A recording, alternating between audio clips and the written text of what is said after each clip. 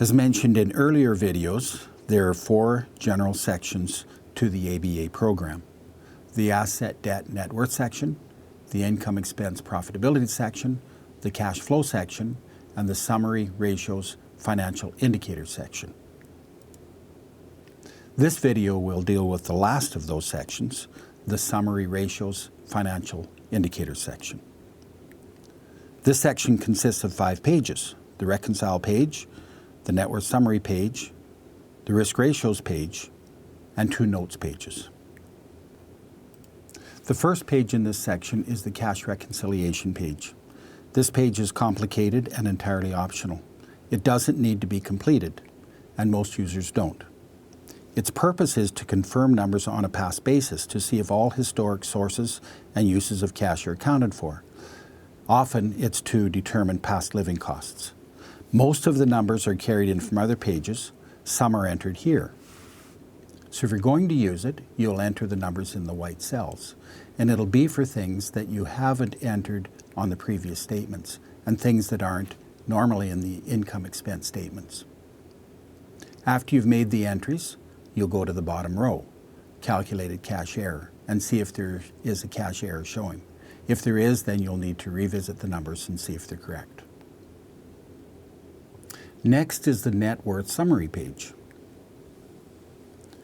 To this point, we have the opening statement of assets and debts and all the projected activities for the projected year.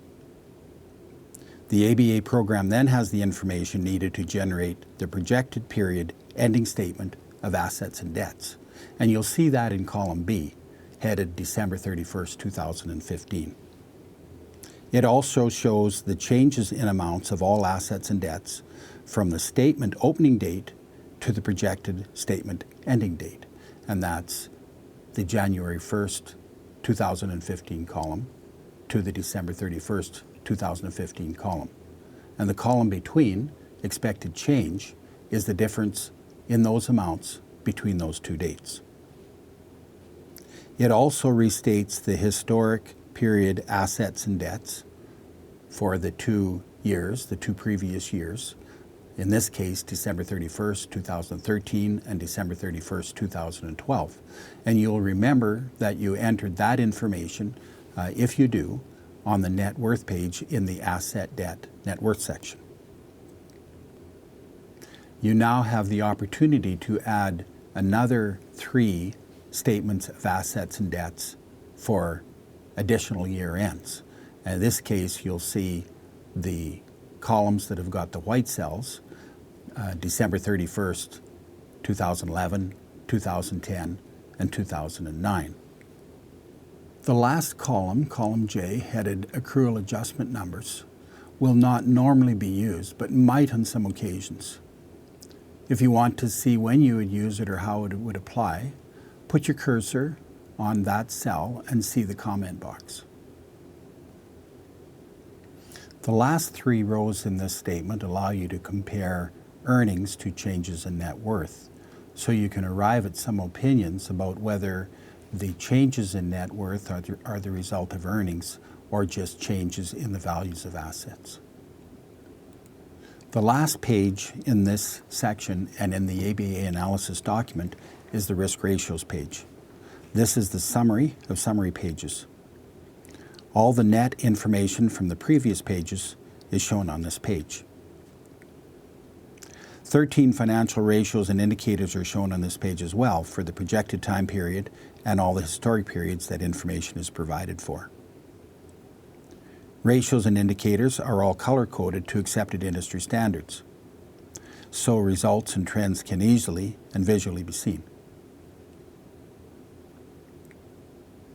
Definitions on the ratios and indicators and how they are rated are also shown at the bottom of the page.